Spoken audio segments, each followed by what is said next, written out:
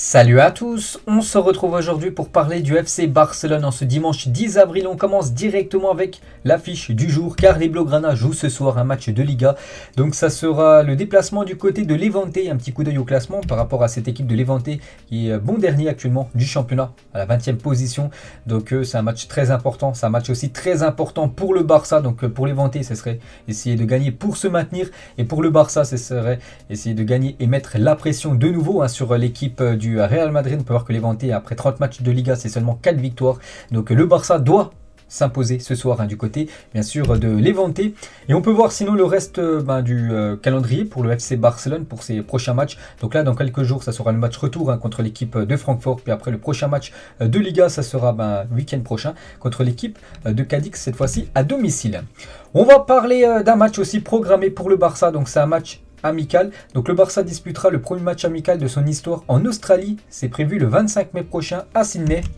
Donc on peut voir que le 22 mai prochain, il y a Barça-Villarreal, le dernier match de la Liga voilà, pour cette saison. Et 3 jours après, donc le Barça jouera peut-être son dernier match de la saison.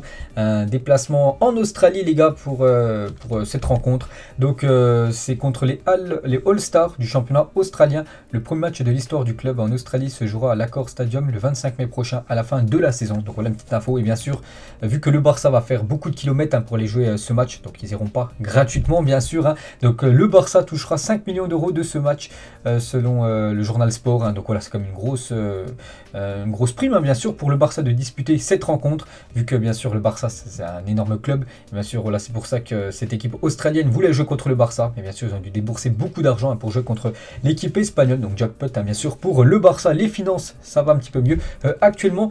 Et on sait aussi que le nouveau sponsor Spotify va payer beaucoup d'argent. Et le vice-président marketing du Barça il a dit nous vous montrerons le maillot domicile de la saison prochaine dans quelques semaines. Mais bon voilà, pour l'instant rien d'officiel, mais voilà il va ressembler à ça 99% bien sûr. Le futur maillot Blaugrana, voilà une petite photo aussi. Un montage avec Aubameyang avec le nouveau maillot Blaugrana, toujours avec le sponsor Spotify. Et voilà, vu qu'on parle un petit peu budget, on a parlé de l'argent qui va recevoir le Barça en Australie avec Spotify. N'oubliez pas que le Barça, bien sûr, c'est le jackpot, un petit rappel du deal. Donc le deal s'élève à un total de 435 millions d'euros, c'est énorme. 60 millions d'euros par an pour le sponsor maillot, soit 240 millions d'euros sur 4 ans, plus 20 millions pour les 4 prochaines années pour le naming du Camp Nou, puis 160 millions pour les 8 suivantes dès que le Camp Nou sera fini, parce que vous savez qu'il va être en travaux là pour être rénové. Donc voilà, c'est tout simplement le jackpot. Ça va un petit peu mieux. On sait que le Barça a de gros problèmes financiers quand même ces dernières années. Puis là, ça va un petit peu mieux vu que le Barça gère très bien, on va dire, les affaires. Et concernant Spotify, donc les sociaux, donc en gros, les fans Blaugrana approuvent l'accord de sponsoring du club avec Spotify. Donc il y a eu un vote en gros qui était pour, qui était contre. On peut voir qu'il y a eu plus de 625 personnes quand même, qui étaient pour le sponsor, voilà, Spotify, donc pour sponsoriser cette équipe Blaugrana. Et aussi un nouveau sponsor, donc Turkish Airlines est fortement intéressé pour devenir le sponsor manche du maillot. Donc voilà, en plein milieu bien sûr ça sera Spotify, mais il reste un sponsor voilà, potentiel sur le maillot là. Donc là normalement c'est Beko cette année. Donc Turkish Airlines sera intéressé voilà, de sponsoriser le Barça sur la Manche. Donc le club négocie avec la compagnie aérienne qui s'occupait déjà des voyages de l'équipe lors de la dernière année de mandat de Laporta en 2010. Le Barça espère bientôt annoncer un accord. Donc le Barça veut environ 10 voire 15 millions d'euros pour les droits de manche par saison. Donc voilà, c'est encore de l'argent en plus bien sûr pour l'équipe catalane. Et ça aussi ça peut rentrer de l'argent dans les caisses du club, parce que le Barça, on peut voir sur le Twitter officiel du FC Barcelone, une nouvelle collection. Vous pouvez retrouver bien sûr cette collection sur le site officiel du club, la boutique. Donc on peut voir le pull avec la capuche où Aubameyang a posé la pose tout simplement pour promouvoir cet article avec l'écusson du Barça fond rouge Camp Nou juste en dessous. On peut voir aussi le t-shirt bien sûr en version rouge ou version bleue si vous préférez le bleu. Et on peut voir c'est le gardien allemand qui s'est mis en mode mannequin. On peut voir aussi Eric Garcia avec la veste de survêtement, voilà, avec le Barça bien sûr écrit derrière dans le dos. On peut voir aussi Frankie de Jong, les gars, qui a dû faire aussi le mode mannequin, ou même Ferran Torres pour promouvoir le polo mode rouge du FC Barcelone. On va parler de Ronaldinho il y a quelques jours, mais il était lors d'une interview, donc il a parlé du Barça, il a dit le Barça de Xavi joue très bien, et quelques déclarations de Ronaldinho sur le Barça actuel. On a bien débuté la saison et là on remonte bien, j'espère qu'ils pourront faire la même chose que nous à notre époque. Bon après voilà, voir si le Barça actuel, je pense pas que le Barça actuel est au même niveau que le Barça sous l'ère Ronaldinho avec Messi, voilà, Xavi, Iniesta, non, il y a quand même un monde d'écart, mais voilà, c'est un petit peu mieux actuellement bien sûr pour le Barça depuis quelques mois. Il a aussi dit Dembélé, Barcelone est le plus grand club du monde. Peu de joueurs ont cette opportunité, pas seulement lui, mais n'importe quel joueur du monde. Il a aussi dit Xavi a toujours été un grand ami et un grand coéquipier. On pouvait déjà voir qu'il suivait ce chemin sur le terrain. Il voyait déjà le football comme un entraîneur. Il connaissait très bien le football. Je suis très heureux pour lui. Donc voilà, quelques déclarations de Ronaldinho sur le Barça, et il conseille un joueur au FC Barcelone, il conseille ce joueur qui connaît très bien vu que c'est un compatriote brésilien, c'est Rafinha, et j'aimerais vraiment que Rafinha vienne au Barça.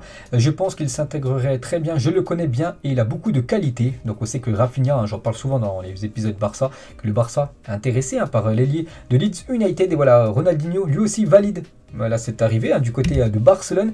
Et on va parler un petit peu de Rafinha. Actuellement, c'est quoi la tendance? Donc le Barça veut toujours signer Rafinha, même si Dembélé prolonge. Donc c'est Adama qui partira. Voilà, si Rafinha arrive, donc voilà, ce sera Adama bien sûr qui fera les frais et qui devrait quitter le club et retourner du côté de Wolverhampton. Donc Mingueza et l'anglais pourraient entrer dans l'opération. Voilà, Rafinha. Donc une petite info. Donc il y a ces deux joueurs-là, et aussi peut-être Trincao. N'oubliez pas que Trincao, joueur du FC Barcelone, prêté actuellement du côté de Wolverhampton, lui aussi pourrait rentrer dans le deal tout simplement avec Rafinha. On va parler aussi de ce joueur, les gars, et ça se précise, les gars. Donc c'est comment dire, Lewandowski, bien sûr. Le club catalan est prêt à tout pour Lewandowski, ça se confirme, Robert Lewandowski. Donc le Barça est optimiste pour signer Robert Lewandowski. N'oubliez pas, petit rappel de sa situation, il est en fin de contrat en 2023 et c'est pas sûr qu'il veut prolonger son aventure du côté du Bayern, comme je vous l'ai dit. Je crois que c'était jeudi dernier. Il a fait quasiment toute sa carrière en Allemagne. Il veut tenter quelque chose ailleurs, bien sûr, et pourquoi pas voilà, le Barça. N'oubliez pas qu'il a 33 ans, c'est pour ça que c'est peut-être la dernière opportunité de sa carrière de jouer pour un grand club comme le FC Barcelone. Donc c'est pour ça que ça pourrait se faire à une année de la fin de son contrat. Et le Barça va offrir un contrat de 2 ans plus une année en option à Lewandowski. Le Polonais serait prêt à rejoindre le club parce que le Barça avait la priorité bien sûr à Haaland, mais on sait qu'à Haaland c'est compliqué. Voilà, la roue de secours, on va dire le plan B, reste comme l'attaquant polonais. Et il y a eu au moins 2 rencontres entre Laporta et Pini Zahavi, donc tout simplement l'agent du Polonais, ces dernières semaines à Barcelone pour Robert Lewandowski. Les deux ont une excellente relation et ça aide bien sûr pour négocier et transférer le joueur polonais du côté de Barcelone. Et le Barça pourrait même proposer Sergiño Dest, donc le défenseur américain, au Bayern pour faire baisser le prix de Lewandowski cet été. Donc affaire à suivre, les gars, vraiment ça se confirme tout simplement l'arrivée de Robert Lewandowski, parce que Haaland, les gars, qui est quand même la priorité numéro 1 du FC Barcelone. Donc Javier Tebas, le président de la Liga, il a dit Haaland à Barcelone, pour lui, c'est impossible. C'est qu'Haaland, on parle plus de Haaland du côté du Real Madrid ou surtout du côté de Manchester City que du côté du Barça. C'est pour ça que le Barça, c'est peut-être que Haaland. C'est pour ça que j'en parle plus trop de Haaland ces derniers temps. Voilà, qu'Haaland, en gros, c'est trop compliqué de le signer. C'est pour ça que le Barça vise maintenant Robert Lewandowski. Bon, peut-être il est plus vieux, mais voilà, il a beaucoup plus d'expérience, bien sûr, que Haaland. Et on sait que c'est un joueur fiable, bien sûr. Comment dire, Lewandowski, il peut claquer, par exemple, la saison prochaine, minimum au moins 30 buts, s'il joue toute la saison du côté du Barça. Et si vraiment Haaland plus Lewandowski, c'est un échec, ce qui peut arriver bien sûr, voilà, c'est du football, tout est possible. Donc le Barça se tournera vers Darwin Nunez s'il ne parvient pas à signer les 2 joueurs que j'ai dit juste avant. Donc lui, c'est l'attaquant du Benfica qui a marqué là il y a quelques jours en Ligue des Champions contre l'équipe de Liverpool. Il va être convoité par pas mal d'équipes et aussi le Barça bien sûr a un œil sur lui. Le Barça aussi intéressé par Christopher Nkunku, le joueur français qui fait une très belle saison du côté du RB Leipzig. Donc voilà, le Barça s'intéresse aussi à ce joueur. Donc pourquoi pas. Il y a aussi Ruben Neves, le portugais de Wolverhampton, aussi ciblé par l'équipe du Barça. J'en ai déjà parlé il y a quelques semaines, voilà, ça se confirme, le Barça a toujours des vues sur ce joueur. Donc je crois qu'il a plus de 30 ans quand même, Ruben Neves, mais il pourrait faire le taf. Après, je sais pas s'il serait titulaire directement dans cette équipe, mais plus le faire rentrer peut-être en cours de jeu, voilà, en mode joker, super sub, ça peut être un rôle important pour Ruben Neves. Et le Barça concernant Dani Olmo, donc le Barça a décidé de recruter ce joueur, mais pas là en 2022, parce qu'il y a déjà beaucoup de joueurs normalement qui sont déjà pressentis, mais plutôt en 2023, donc plus pour le prochain mercato l'année prochaine. Alors qu'il ne lui reste qu'un an de contrat, le club est en contact permanent avec le joueur. Xavi considère Olmo comme un élément clé de son projet de reconstruction. Donc lui, vraiment un joueur qu'on parle très peu, vu qu'il joue en Allemagne. il joue du côté du RB Leipzig, mais vraiment un sacré talent. Il joue avec la sélection espagnole. En plus, je crois qu'il avait été buteur lors de la dernière trêve internationale et le Barça, bien sûr, un œil aussi sur lui. Et concernant le remplaçant de Jordi Alba, Jordi Alba, vous savez, voilà, il commence à prendre de l'âge, je crois qu'il a au moins 33 ou 34 ans, Jordi Alba, donc il arrive en fin de carrière, il va falloir trouver son remplaçant, parce que Jordi Alba, ça fait plus de 10 ans quand même qu'il est au club, c'est tout le temps le défenseur gauche titulaire indiscutable de cette équipe, donc il va falloir trouver quelqu'un pour le remplacer, et ça pourrait être le jeune Gavi Galan, un joueur de Celta Vigo, qui est le latéral gauche, choisi par Xavi pour devenir le remplaçant de Jordi Alba. C'est bien de recruter des attaquants au milieu, mais il faut penser aussi à la défense. Concernant Frenkie de Jong, on peut voir que le Bayern Munich, d'après Fabrizio Romano, s'est renseigné sur Frenkie de Jong cet hiver, mais Xavi a été catégorique, pas de départ pour le néerlandais. Voilà, vraiment, Xavi compte sur Frenkie de Jong pendant de nombreuses années. Donc voilà, c'est un échec pour le Bayern, ils n'arriveront pas à recruter le joueur néerlandais. Concernant Araujo, les gars, l'agent d'Araujo a déclaré à la sortie de la réunion qu'un accord a été sur le point d'être bouclé. J'avais parlé aussi il y a quelques jours que Araujo, du côté du Barça, ça allait certainement se faire jusqu'en 2026, prolongation de contrat. Donc une autre réunion est prévue pour conclure la prolongation du défenseur. La priorité de Ronald est de rester. Voilà les propos tout simplement de l'agent de Ronald Araujo. Donc ça sent bon. N'oubliez pas que s'il prolonge jusqu'en 2026, le Barça pourra lui mettre une nouvelle clause libératoire. Elle pourrait monter jusqu'à plus de 1 milliard d'euros. Bien sûr, voilà, il coûterait très très cher. Et bien sûr, personne du coup pourrait se l'offrir. Toujours avec Araujo, on peut voir aussi Gavi, on peut voir aussi, c'est Ansu Fati, les gars. Après, je ne sais pas si personne tout à gauche, si c'est un joueur du Barça, je pense pas. Peut-être un joueur de l'équipe B ou le 19 du club, mais pas l'équipe professionnelle. Donc voilà une petite photo des joueurs Blaugrana. Pedri, nos couleurs dans le cœur. Voilà une petite photo, bien sûr, du jeune Pedri, même s'il a joué du côté de Las Palmas, même s'il a failli signer du côté du Real Madrid. À l'époque, on peut voir qu'il avait quand même le maillot du Barça quand il était bien plus jeune, même s'il reste encore très jeune, il a seulement 19 ans. On peut voir que Gavi, Ilias et Baldé, les gars, finissent dans le top 50 Next Génération. Donc en gros, la future génération, on peut voir parmi les 50 premiers joueurs, la future génération. Donc il y a ces 3 joueurs quand même Blaugrana, donc ça s'annonce bien pour la nouvelle génération. Une photo là d'un joueur qui arrive bien sûr en fin de carrière, c'est Gérard Piqué, le défenseur espagnol, quand il était dans les sections jeunes du Barça.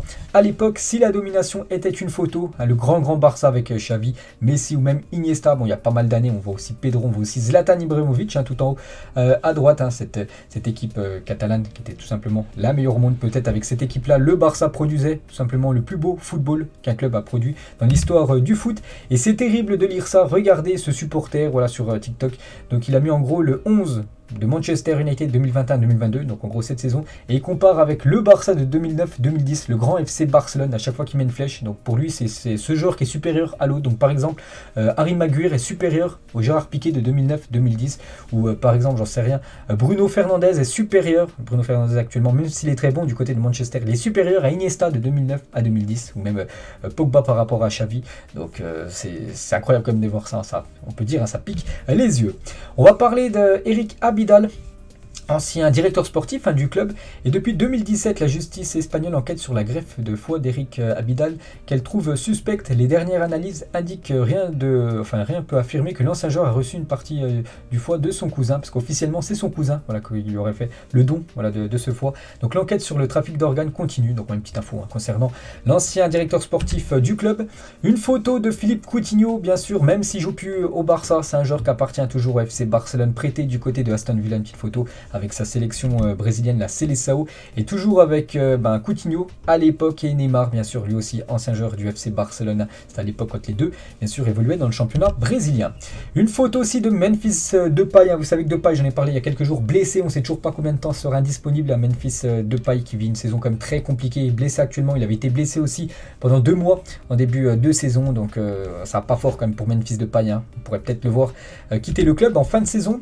Une photo de Léo Messi, les gars, 9 buts en 11 matchs joués, c'était Lionel Messi en Ligue des Champions. Donc là, 9 buts en 11 matchs, c'est énorme, bien sûr, en LDC, quasiment un but par match pour Léo Messi. Et lors d'une interview, les gars, donc c'est un journaliste qui a posé cette question à Juan Laporta. Imaginez si un jour Léo Messi vous appelle et vous dit: Monsieur le Président, je veux revenir au Barça, quelle est votre réponse? Et Juan Laporta, il a dit: parlons Léo, donc parlons. Bon, après il a rigolé: je serais ravi si cela se produisait, plus que ravi. Donc en gros, voilà, il serait vraiment content que Léo Messi revienne au club. Après, est-ce que ça sera en tant que joueur ou quelqu'un dans le staff, ou je sais pas, directeur sportif ou entraîneur peut-être dans le futur, on ne sait pas. Mais voilà, il aimerait le retour de Léo Messi, de la légende du côté de Barcelone. Et Fabregas, les gars, par rapport à actuellement la situation de Messi, on sait qu'il a vécu comme une saison très compliquée du côté de Paris. On parle d'un joueur, donc Messi, qui vient d'arriver. Le PSG n'a jamais eu un joueur comme ça dans la vie. Ils n'ont jamais eu un joueur de ce niveau dans toute leur histoire. Les supporters devraient le remercier et l'encourager que de le siffler, parce que lors du dernier match, enfin c'était contre Bordeaux, bon il y a déjà quelques semaines, c'était le match d'après l'élimination contre le Real Madrid, donc il avait été sifflé Messi, donc voilà ce qu'il dit Fabregas, que plutôt au lieu de le siffler, il faut le remercier et l'encourager. Léo Messi, la même chose concernant Ronaldinho. Messi est resté 20 ans à Barcelone, c'est la première fois qu'il change de club, il a besoin de temps pour s'adapter, c'est impossible de le critiquer quand on connaît sa qualité. Dans pas longtemps, il reviendra à son meilleur niveau. Voilà une petite info concernant R10 sur Léo Messi. Une photo de Frankie de Jong, les gars, avec sa copine, je crois. C'était il y a quelques jours, quand on peut voir sa copine avec l'écharpe des Pays-Bas. On peut voir Pep Guardiola et Xavi, deux grands coachs actuellement. L'un entraîne le Barça, l'autre entraîne maintenant l'équipe de Manchester City. Et je crois que c'est la dernière photo, les gars. Donc une photo vraiment très très simple. Mettez-moi en commentaire qui est ce jeune enfant, tout simplement, avec sa maman. Donc c'est très facile. Voilà, vraiment c'est niveau vraiment fastoche. Donc voilà, vous pouvez mettre en commentaire, bien sûr, un bravo à tous ceux qui vont trouver. Donc voilà, les gars. La fin de cet épisode consacré au Barça, j'espère que ça vous a plu. Ce soir, peut-être je ferai le débrief de ce match Levante-Barça, je verrai ce que je fais ce soir. Et sinon, nous, on se retrouve demain, on parlera cette fois-ci du Real Madrid. Bonne journée à vous et à plus tard.